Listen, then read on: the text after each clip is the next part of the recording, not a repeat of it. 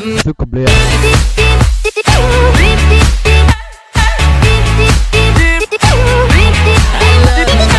guys, this is Editors Depot and you're watching another intro template tutorial. Feel free to pause this video at whatever moment you wish if we're going a little too fast for you. And if you have any questions, leave them down below in the comment section.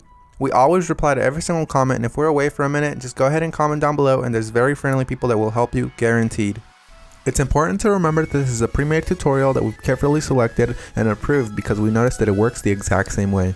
If you have any questions, comments, or it's just not working for you, just leave a comment down below and we'll get back to you, guaranteed. Now this tutorial requires both Adobe After Effects and Cinema 4D. You will absolutely require them. If you do not have them, go ahead and visit EditorsDepot.com.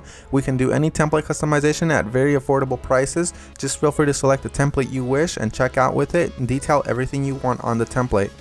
Now that that's out of the way, all you're going to want to do is open up the Cinema 4D file. So here it is, and we already have it open, so I'm going to go ahead and bring it up. And as you can tell, everything is ready to go. All you have to do is replace the text, render, and you're done. Except one little thing, there's sometimes problems that come up with the templates, and I'm going to go ahead and cover them here. Sometimes the audio will be included, and you don't have to worry a bit about that. As you can tell on this template, the audio is included. It's not a problem at all, and sometimes the font is not included. If it's not, all you want to do is of course look for the text layers. They will look a little like this. Select it, and then hit font, and select any font you wish. You can visit DesignerDepot.net for any font you wish. The first thing you want to do is of course modify one of the text layers. So here it says your. I'm going to go ahead and hover the text after I select it and replace it with editors. I'm going to do the same thing for the second layer behind that one. I'm going to hover the text and write editors. Now that that's done, I'm going to go ahead and render preview, and as you can see it says editors, everything is 100% fine. You do the exact same thing for the bottom layers. I selected both at the same time. I'm going to replace it with Depot. Once I go ahead and render preview, it looks amazing and I'm happy with it. I'm 100% happy with the colors because it's red and Editors Depot is red, but if you're not happy with the colors, you can simply come down below, double click it, and make any modifications you wish, whether it's make it green, make it blue, or blend it all together and make a little purple. I'm going to go ahead and keep it this way, and I'm going to go ahead and go to my render settings now. Once you're in the render settings, you're going to want to make sure that your width and height is set to 1920 x 1080 if you have a very good computer or decent computer and you have time. If you have a slow computer and you probably don't have that much time, you make sure you set it 1280 by 720. You want to make sure you tick all frames, and then you go to save. You make sure it has a PNG sequence for a faster render that does not reduce quality at all.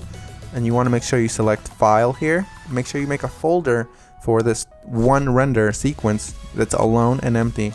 Mine is template render, and I'm going to name my every single sequence render. You close that and you begin the render.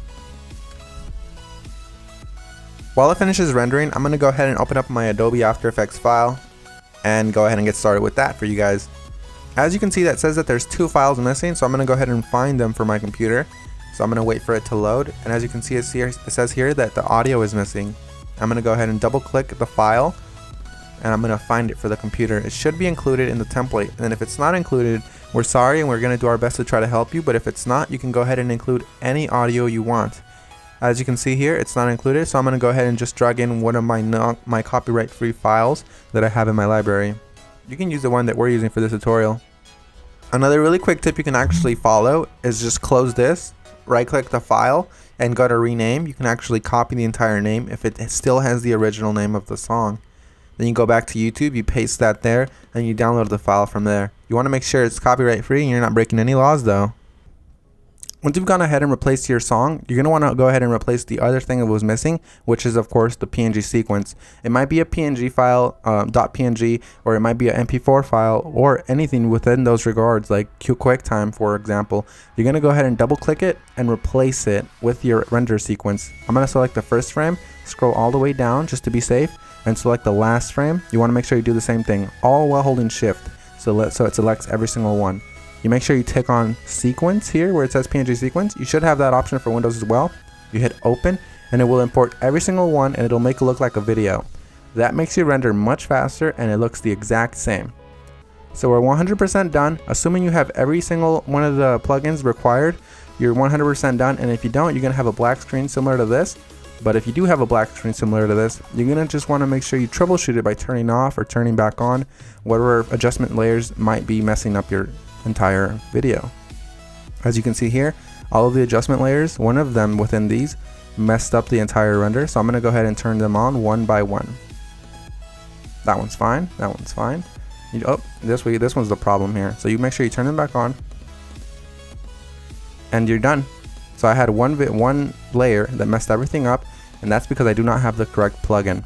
You want to make sure you fix that, and you want to make sure you don't run into that problem again.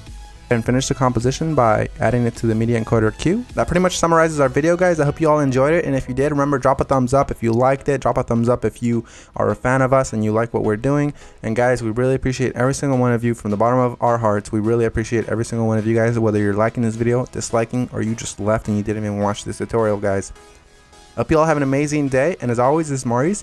Visit EditorsDepot.com for any customization of templates, and have an amazing day. Take care, guys.